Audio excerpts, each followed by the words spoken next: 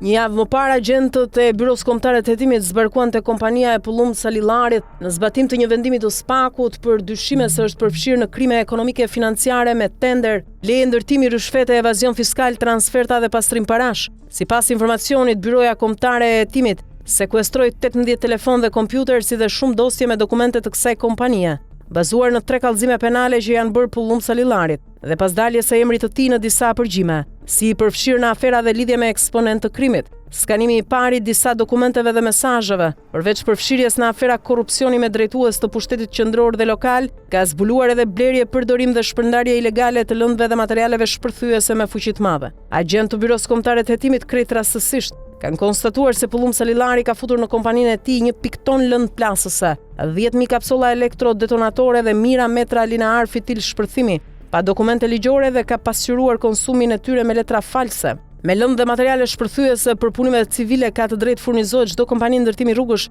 objektesh apo guroresh, por vetëm sipas përcaktimeve të ligjit për lëndët plasëse, ndërsa kompanisë Salillari SHPK janë gjetur të dhëna për 1 ton lëndë plasëse, 10.000 kapsola elektrodetonatore dhe fitil shpërthimi të siguruara në rrugë ilegale, pa dokumente për burimin e importit apo blerjes së tyre, pa ekzaminim dhe miratim nga Ministria e Mbrojtjes, Policia dhe Inspektoratit Teknik Shtetëror. Pasi këto lëndë dhe materiale shpërthyese ilegale të kompanisë Salillari SHPK janë konstatuar vetëm në letra dhe në disa përgjime, BKH ka filluar hetimet për të verifikuar nëse ato gjenden fizikisht në magazina, nëse janë përdorur dhe në cilat punime, apo nëse janë dhënë personave dhe subjekteve të pa autorizuara, përfshirë edhe persona të lidhur me krimin. Lëndët plasëse pa dokumente të ligjshme Pullum Salillarit janë gjetur në dosjet e kompanive Salillari dhe Bervi Construction, por sasia e përdorimit nuk është shoqëruar me kartele magazinimi dhe urdhra përdorimi nga administratori, magazinieri, drejtuesi teknik dhe zjarrmëtari. Skandali thellohet më tej nga fakti se në total Pullum Salillarit i rezultojnë 3.4 ton lëndë plasëse,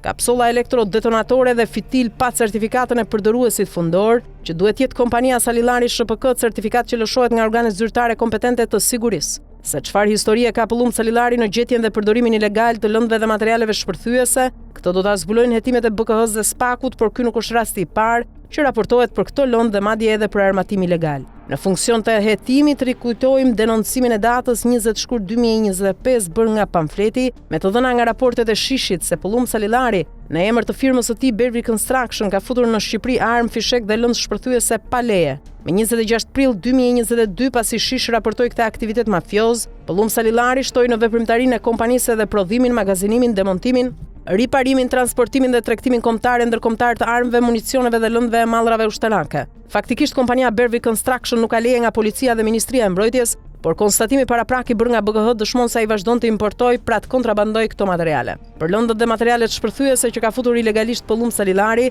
SPAK po heton edhe indicjet se ato u janë dhënë eksponentëve dhe grupeve të krimit.